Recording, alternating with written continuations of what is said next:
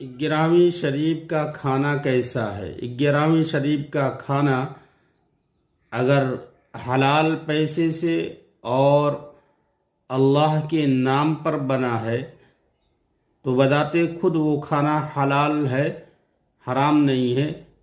लेकिन खाने में बिदअत की वजह से, चूंकि बिदअत की तायीद होती है, इसलिए उसका खाना जायज़ नहीं है। और अगर गैरुल्लाह का नाम लिया गया है ज़बह के वक्त, शेख अब्दुल कादिर जिलानी रहमतुल्लाह अलैह का नाम लिया गया, तब तो बिल्कुल हराम है। वमा उहिल्ला बिही लिगैरिल्लाह, इस आयत के तहत वो बिल्कुल हराम हो जाएगा।